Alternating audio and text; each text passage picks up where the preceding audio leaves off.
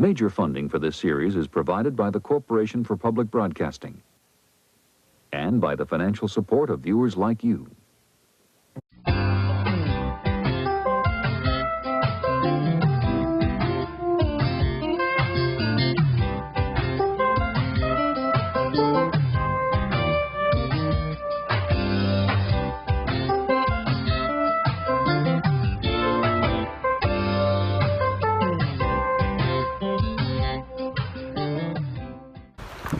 Hi, I'm Zoë Baumbach and you're watching Nature Guide, the show where we talk about the latest and greatest environmental controversies.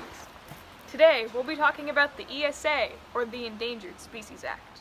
And after I discuss the pros and cons, we'll interview a real live endangered species to get its opinion on the issue. Well, come on, what are you waiting for? The Endangered Species Act was signed into law in 1973 by President Nixon. Its main goal was to preserve and protect animals whose species were depleting in numbers rapidly. The Endangered Species Act has pros as well as cons. One pro is that it raises environmental awareness. It also helps protect the environment through protecting species who might be hunted, captured, or killed by collectors or hunters. Though this law doesn't stop everyone.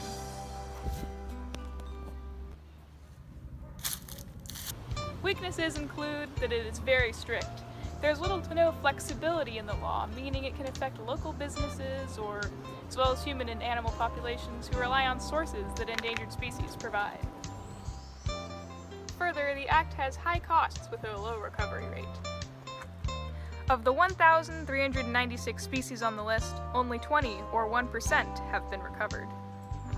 In terms of allocating resources, animals often come at a higher priority than humans. For example, if a housing community wishes to build, they must first consider if the plot is an endangered habitat or not. If it is, they cannot build. And finally, we are now going to interview an endangered species itself. The one I'm looking for is called the key deer.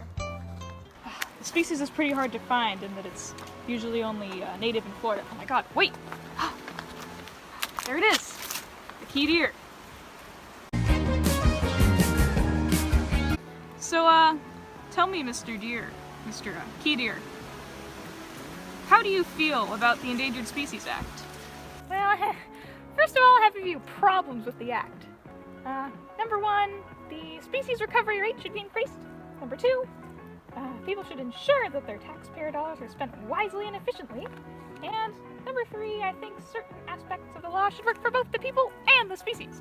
You know, humans get away with way too much, while animals don't get away with anything. Well, folks, that's a wrap.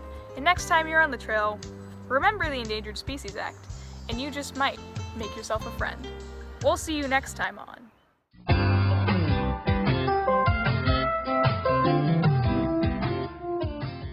Join us for the flight of the condor, ice, wind, and fire, next time on Nature.